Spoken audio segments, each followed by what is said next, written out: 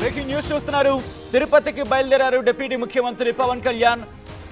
తిరుమలకు సంబంధించి తిరుమలకు చేరుకునే అవకాశం కనిపిస్తోంది. మరి ముఖ్యంగా తిరుపతికి ముందు చేరుకొని అక్కడ ఘటనా ప్రదేశాన్ని సందర్శించబోతున్నారు. ఘటనా ప్రదేశాన్ని ఆయన పరిశీలించబోతున్నారు. విజయవాడ నుంచి తిరుపతికి బయలుదేరారు పవన్ కళ్యాణ్. తిరుపతిలో తొక్కిసలాట జరిగిన ప్రదేశాన్ని ఆయన పరిశీలించబోతున్నారు. తర్వాత స్విమ్స్ రియో హాస్పిటల్కి చేరుకొని క్షతగాత్రుల్ని పరామర్శించబోతున్నారు పవన్ కళ్యాణ్. మరి కాసేపట్లో తిరుపతికి చేరుకోబోతున్నారు ఆంధ్రప్రదేశ్ డిప్యూటీ ముఖ్యమంత్రి.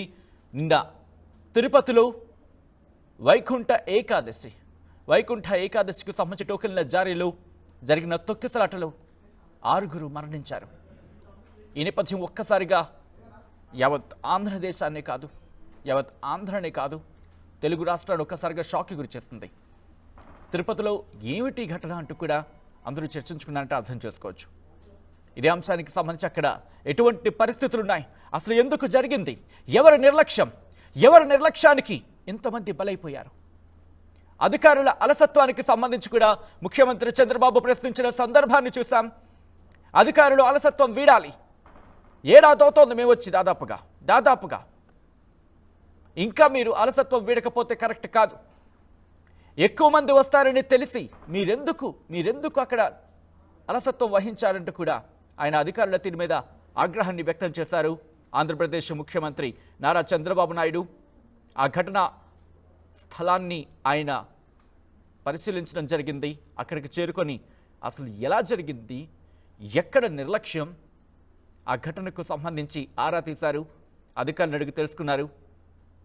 విజువల్స్ మీరు చూస్తున్నారు. మరి ముఖ్యంగా ఆయన మరి కాసేపట్లో తిరుపతికి చేరుకోబోతున్నారు. తిరుపతి చేరుకొని అక్కడ ఏం జరిగింది, మరి ముఖ్యంగా నిన్న మీరు గమనిస్తే కనుక ఊపిరాడిన సందర్భం వాళ్ళ కొంతమందికి అప్పటికి వెంటనే హాస్పిటల్కి తరలించిన సందర్భం అయినప్పటికీ సో ఒక్కసారి డీటెయిల్గా తెలుసుకునే ప్రయత్నం చేద్దాం. మా ప్రతినిధి రాజేష్ దగ్గరికి వెళ్ళే ప్రయత్నం చేస్తున్నా. రాజేష్, ఎన్ని గంటలకి ఆంధ్రప్రదేశ్ డిప్యూటీ ముఖ్యమంత్రి పవన్ కళ్యాణ్ తిరుపతికి చేరుకోబోతున్నారు? ఆయనతో పాటు ఇంకా ఎవరెవరు వెళ్ళే అవకాశం ఉంది? మరి ముఖ్యంగా ఆయన పర్యటన తర్వాత, ఆయన తిరుపతికి చేరుకున్న తర్వాత అక్కడి నుంచి ఇంకా ఎక్కడికి చేరుకునే అవకాశం ఉంది? అంటే కొద్దిసేపటి క్రితమే గన్నవరం ఎయిర్పోర్ట్ నుండి ప్రత్యేక విమానంలో రేణిగుంటకి అయితే పవన్ కళ్యాణ్ బయలుదేరారు. అక్కడి నుంచి బై రోడ్డు తిరుపతిలోని నిన్న జరిగినటువంటి ఆ ఘటనా ప్రాంతానికి వెళ్లి ఆ ఘటనా ప్రాంతాన్ని పరిశీలించి అక్కడ అధికారులతో సమీక్ష చేయబోతున్నారు. ఒక పక్క ముఖ్యమంత్రి చంద్రబాబు కూడా ఆల్రెడీ అక్కడే ఉన్నారు. నారా లోకేష్ కూడా కాసేపట్లో అక్కడికి బయలుదేరబోతున్న నేపథ్యంలో కొద్దిసేపటినే డిప్యూటీ సీఎం పవన్ కళ్యాణ్ కూడా చేరుకోబోతూ ఉన్నారు. ముఖ్యంగా వైసీపీకి సంబంధించినటువంటి నేతలు నిన్న ఘటన జరిగిన దగ్గర నుంచి కూడా కూటమి మీద ముఖ్యంగా చంద్రబాబు పవన్ కళ్యాణ్ పైన తీవ్ర స్థాయిలో విమర్శలు చేస్తూ ఉన్నారు.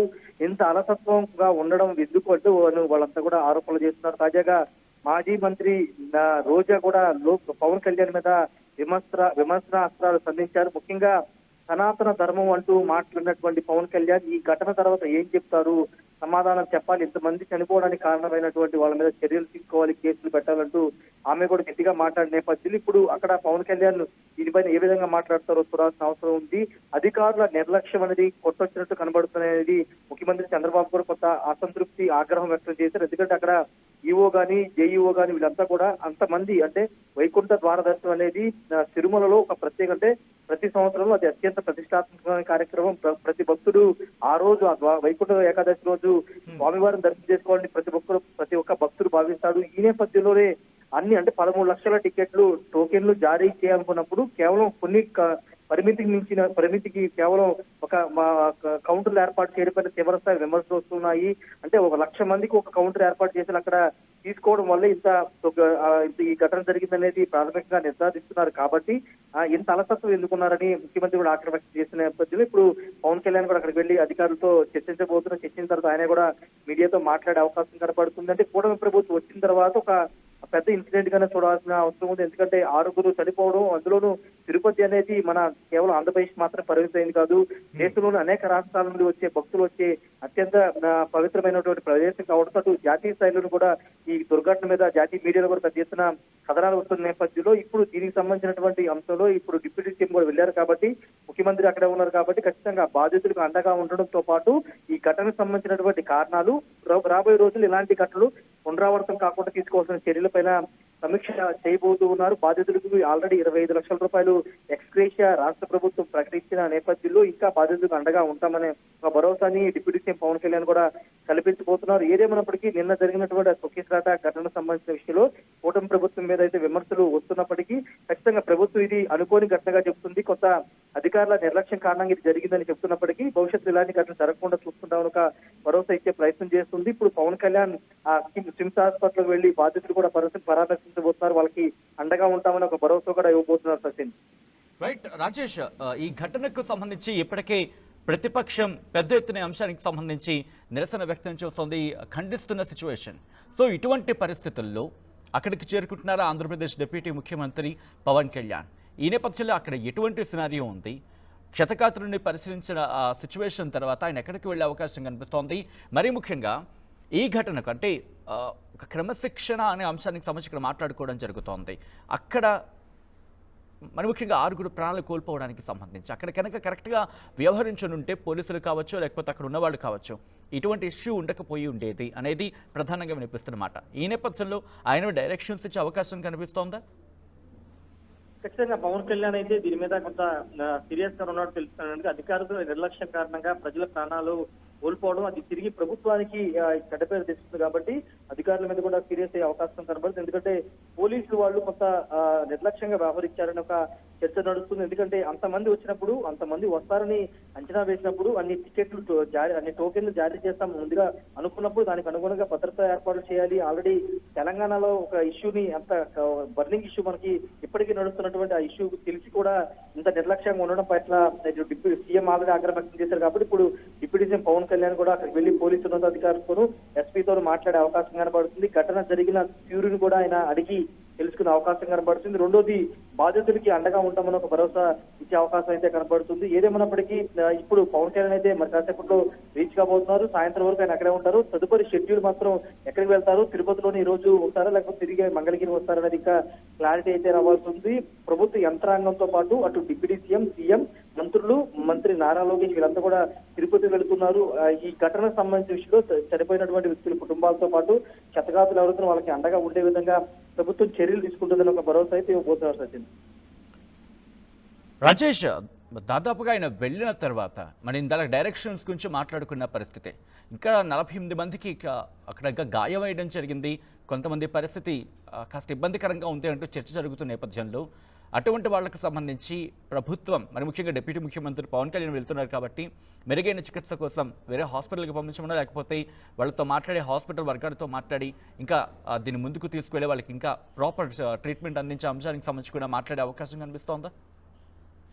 ఖచ్చితంగా మెరుగైన వైద్యం సంబంధించిన విషయంలో ప్రభుత్వం ఎక్కడ వెనకాడబోదని ఇప్పటికే ముఖ్యమంత్రి చెప్పారు కాబట్టి, మంత్రులు కూడా చెప్పారు కాబట్టి పవన్ కళ్యాణ్ కూడా బాధితులకి అదే చెప్పే అవకాశం కనబడుతుంది. అవసరమైతే అటు చెన్నై కానీ ఇటు బెంగళూరు కానీ ఎక్కడికైనా తీసుకెళ్లి వైద్యం చేయించడానికి రాష్ట్ర ప్రభుత్వం సిద్ధంగా ఉంది. కొంత ఎవరికైనా సీరియస్ ఉంటే కనుక వాళ్ళని వెంటనే తరలించే అవకాశం కూడా కనబడుతుంది. దానికి అనుగుణంగా డిప్యూటీ సీఎం కూడా అక్కడ అధికారులను ఆదేశించే అవకాశాలు కూడా కనబడుతున్నాయి. ముఖ్యంగా సనాతన ధర్మం వ్యవహారం సంబంధించిన తిరుపతిలో ఆయన పెట్టినటువంటి బహిరంగ సభ ఆయన కాలినడకన తిరుపతి వెళ్లిన సందర్భంగా పెద్ద ఎత్తున చర్చ జరిగిన నేపథ్యంలో ఇప్పుడు పవన్ కళ్యాణ్ అలాంటి సనాతన ధర్మాన్ని హైలైట్ చేస్తూ మాట్లాడిన పవన్ కళ్యాణ్ ఈ ఘటనకి బాధ్యత తీసుకోవాలనే ఒక వాదన వైసీపీ తీసుకొస్తుంది. వైసీపీలో ముఖ్యంగా ఆర్కే రోజా ఈ వాదన తీసుకొస్తుంది. ఎంత పెద్ద హడావిడి చేసినటువంటి పవన్ కళ్యాణ్ ఇంత అంటే వైసీపీ హయాంలో తిరుమలలో ఎప్పుడు ఇలాంటి ఘటన జరగలేదు, ఎక్కడా కూడా జరగలేదు. కానీ కూటమి ప్రభుత్వ అధికారంలోకి వచ్చిన తర్వాత ఇప్పుడు ఎంత పెద్ద దుర్ఘటన జరిగిన తర్వాత కూడా దీనిపైన ఎందుకు యాక్షన్ తీసుకోవట్లేదు అని డిమాండ్ వినిపిస్తున్న నేపథ్యంలో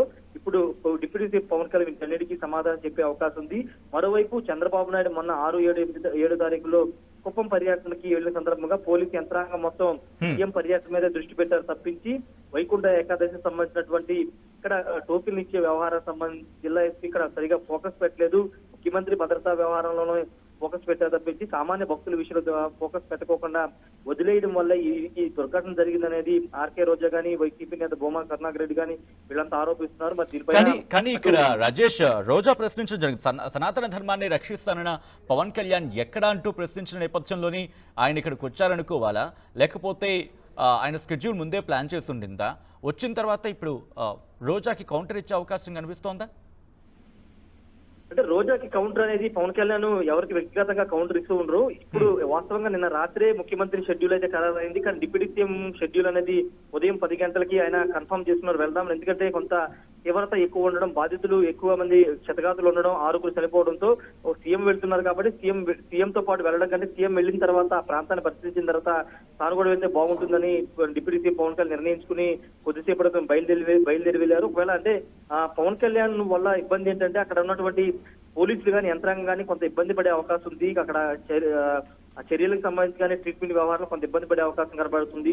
పవన్ కళ్యాణ్ వెళ్తే కొంత జనసందోహం కానీ అదంతా ఎక్కువ వస్తుంది కాబట్టి కొంత ఇబ్బందికరంగా ఉంటుందని పవన్ కళ్యాణ్ ఎక్కువ కార్యక్రమం వాయిదా వేసుకొస్తుంటారు. కానీ ఇలాంటి దుర్ఘటన సందర్భంలో బాధితుల్ని నేరుగా కలిసి వాళ్ళ బాధలను తెలుసుకోవాలి, వాళ్ళ బాధలకి అండగా ఉండాలని పవన్ కళ్యాణ్ నిర్ణయించుకున్నారు కాబట్టి ఆయన ప్రస్తుతం తిరుపతికి బయలుదేరారు. వాస్తవంగా ఉదయం వరకు ఆయన వెళ్తారని ఎక్కడా కూడా సమాచారం లేదు. కానీ అనూహ్యంగా ఆయన వెళ్ళాలని నిర్ణయించుకున్న నేపథ్యంలోనే ఆయన బయలుదేరి వెళ్ళారు. అక్కడికి వెళ్లి బాధితులు మాట్లాడిన తర్వాత పొలిటికల్ గా పవన్ కళ్యాణ్ టార్గెట్ చేసినటువంటి వ్యాఖ్యల మీద ఆయన సమాధానం చెప్పే అవకాశం కనబడుతుంది. ఎందుకంటే ఇలాంటి సమయంలో రాజకీయాలు చేయకూడదు అనేది జనరల్ గా అందరూ మాట్లాడుకుంటారు. కానీ ఈ ఘటనని వైసీపీ రాజకీయంగా వాడుకుంటుంది, రాజకీయ విమర్శలు చేయడానికి వాడుకుంటుంది అనేది జనసేన కానీ టీడీపీ కానీ బీజేపీ నేతలు చెప్తున్నారు. కానీ ఇప్పుడు పవన్ కళ్యాణ్ ఆ అంశాల మీద కూడా మాట్లాడే అవకాశం అయితే కనబడుతుంది. ప్రభుత్వం పరంగా ఏ విధంగా తీసుకుంటాం, అదేవిధంగా కుట్రకోణం ఏదో దాగుందని ఒక ప్రచారం నడుస్తున్న నేపథ్యంలో వాటికి సంబంధించి ఏమైనా ఆర్డర్స్ ఇస్తారా లేదంటే దానిపైన మరి కాసేపట్లో క్లారిటీ అయితే వచ్చే అవకాశం ఉంటుంది.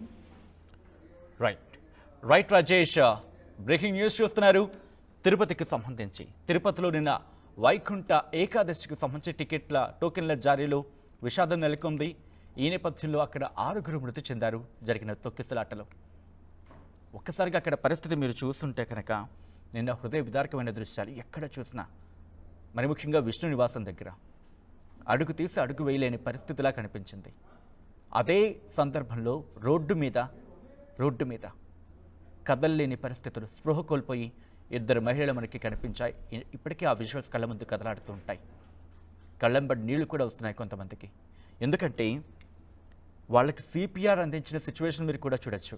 పోలీసులు అక్కడ సిచ్యువేషన్ని కంట్రోల్ తీసుకొచ్చే ప్రయత్నం చేస్తున్న సందర్భంలోనే మరికొంతమంది స్థానికులు కూడా అక్కడికి వచ్చి వాళ్ళకి సిపిఆర్ అందించే ప్రయత్నం చేశారు. పోలీసులు వాళ్ళని వెంటనే అంబులెన్స్లోకి ఎక్కించే ప్రయత్నం చేశారు. ఈ ఘటనకు సంబంధించి ఏం జరిగింది అనే అంశానికి పూర్తిగా విచారణ జరుగుతోంది. కానీ అధికారుల అలసత్వం అంటూ నిన్న ప్రత్యక్ష సాక్షులు కావచ్చు, లేకపోతే అక్కడ ఉన్నవాళ్ళు మాట్లాడిన సందర్భంలో మనం చూసాం. వాళ్ళొక్కటే చెప్తున్నారు, పోలీసులు అలసత్వం వహించారు. ఆ విజువల్స్ చూడండి ఎంత కిక్కిరిసిపోయారో. అదిగో ఇక్కడ ఒక కారణం వినిపిస్తోంది. ఆ కారణానికి సంబంధించి ఏం జరుగుతుంది అనేది ఆ విజువల్స్ ఒకసారి చూడండి.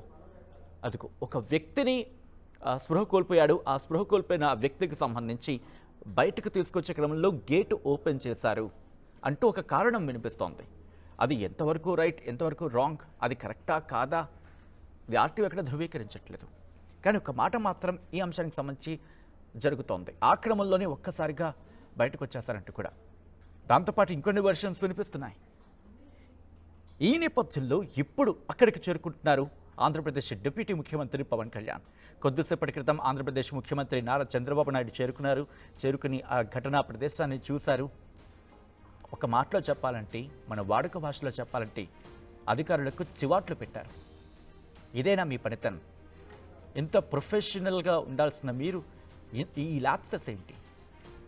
దట్టు ఇంతమంది జనాలు ఊహిస్తారని మీకు తెలుసు కదా, తెలిసి ఎందుకు ఇంత నిర్లక్ష్యం వహించారు అంటూ ఉన్నతాధికారులందరికీ కూడా చివాట్లు పెట్టారు అక్కడ. ఇప్పుడు డిప్యూటీ ముఖ్యమంత్రి చేరుకుంటున్నారు. డిప్యూటీ ముఖ్యమంత్రి పవన్ కళ్యాణ్ చేరుకుని అక్కడ బాధితులని పరామర్శించబోతున్నారు. ఘటనా స్థలాన్ని కూడా ఆయన పరిశీలించబోతున్నారు. ఇటువంటి ఘటనలు పునరావృతం కాకూడదంటూ ఇప్పటికీ ఈ అంశానికి సంబంధించి ఘాటుగా రియాక్ట్ అవుతోంది ఆంధ్రప్రదేశ్ ప్రభుత్వం. తర్వాత ఏం చేయబోతోంది, మీరేమనుకుంటున్నారనేది కామెంట్ చేసే ప్రయత్నం చేయండి ఈ ఘటన మీద.